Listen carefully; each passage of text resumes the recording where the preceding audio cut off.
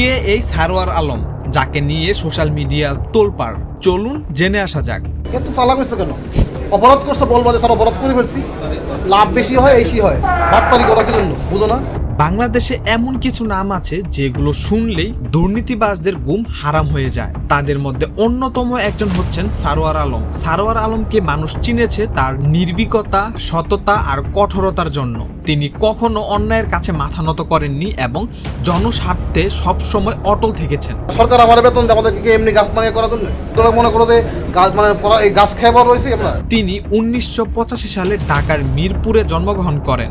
শিক্ষা জীবন শুরু করেন ঢাকাতে এবং পরে ঢাকা বিশ্ববিদ্যালয়ে আইন বিভাগ থেকে স্নাতক ও স্নাতকোত্তর ডিগ্রি অর্জন করেন। এরপর 27তম BCS প্রশাসন ক্যাডারে যোগদান করেন। তিনি র্যাবের নির্বাহী ম্যাজিস্ট্রেট হিসেবে দায়িত্ব পালনকালে অসংখ্য ভেজাল বিরোধী অভিযান পরিচালনা করেন। সেখানে তার কঠোরতা এবং সততার কারণে তিনি দুর্নীতিবাজদের জম হিসাবে পরিচিতি লাভ করেছেন।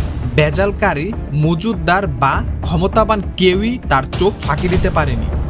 হ্যাঁ, আমি একজন ম্যাজিস্ট্রেট, উনি একজন লেফটেন্যান্ট কর্নেল, এই যে আমার ইঞ্জিনিয়ার সমস্যা আছে, তুই এই লোকগুলো মনে করো যে গাছ মানে এই গাছ খাইবার রয়েছি আমরা। তার কর্মজীবন প্রমাণ করে তিনি কতটা আপোষহীন ও ন্যায়নিষ্ঠ। বর্তমানে তিনি উপসচিব পদে দায়িত্ব পালন করছেন এবং সরকারের বিভিন্ন গুরুত্বপূর্ণ দায়িত্বে নিয়োজিত আছেন। সম্প্রতি বোলাগঞ্জ সাদা পাথর কর্মকাণ্ডে তাকে সিলেটের জেলা প্রশাসক ডেপুটি কমিশনার পদে নিয়োগ দেওয়া হয়েছে।